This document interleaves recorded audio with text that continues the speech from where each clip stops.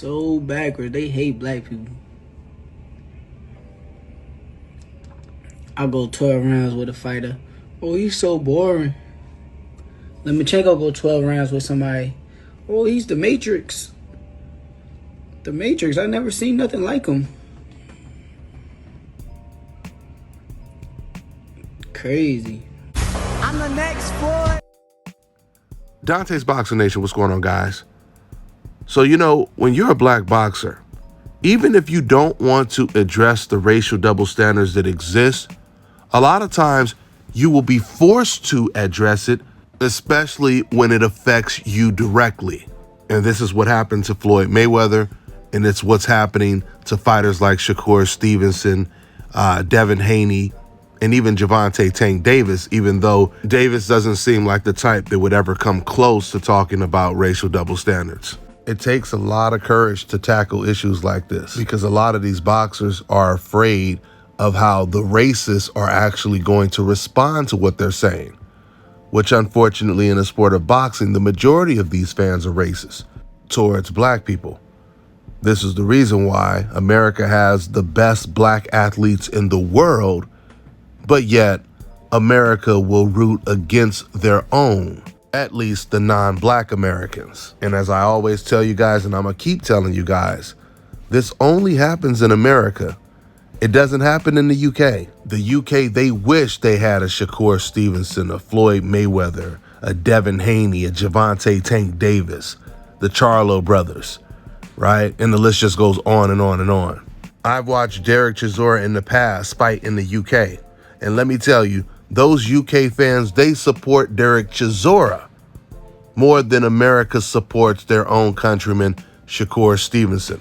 And when I say those UK fans, I'm talking about the non-black UK fans. And Derek Chisora is a journeyman with 13 losses, while Shakur Stevenson is one of the Kobe Bryants, the LeBron James of the sport.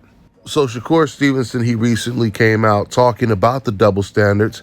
I mean, he didn't flat out call it racism, but at least he did expose the double standards. He said his next opponent will probably be George Kambosos because he's next on the WBC list, because the WBC has been trying to order these fighters like Isaac Cruz and William Zepeda to fight Shakur Stevenson in a title eliminator, a final title eliminator.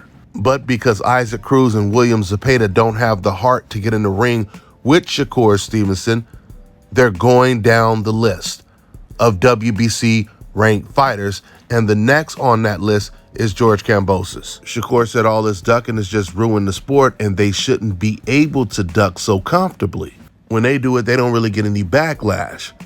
But if Shakur Stevenson or Devin Haney were to pull a stunt like this, like turning down a fight with Zepeda or Isaac Cruz for a title eliminator or even a title shot, these same fans and old media members that are quiet right now about Isaac Cruz and William Zepeda, they would obviously be flooding the internet talking about Shakur and Devin Haney if they were to do the same thing. I should be back in March, probably even April. And which opponent are you looking at?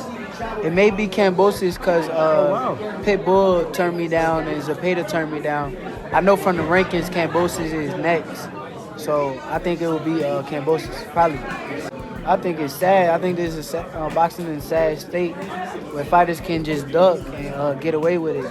I think that the fans and everybody allowed them to duck. I think nobody really got on top of them the way that if I was to do something like that, or Devin, or let's say anybody that's in the sport, if they do that, they gonna hop on their ass. So I honestly feel like boxing is just getting sad at this point when they allow fighters to duck like that. All right, now check this out, guys. If you're looking to repair eczema scars, burns and bruises, dark spots and blemishes, fever blisters, diabetic ulcers, this right here is the perfect product for you guys. It's called Elo Diki Face and Body Oil. Athletes and top-ranking boxers, they're also using it after training to reduce swelling, inflammation, and to ease the pain. So get yours today. Go to elodiki.com, like them on Facebook, and follow them on Instagram. Let me tell you guys about Issa Israel Law Firm. It is a full-service legal practice based in Denver, Colorado, an emerging hub for combat sports and high-altitude training. If you're a fighter inside or outside of the ring and you need a law firm you can trust to fight for you, visit thefighterfirm.com or email help@iilawfirm.com. Legal representation is usually limited to plaintiffs or defendants in Colorado, but iFirm can help anyone in the world with trademarking their business name, logos, and U.S. immigration issues. This brother has been my attorney for a while and helped guide me through all kinds of business and civil issues, so make sure you guys go to thefighterfirm.com.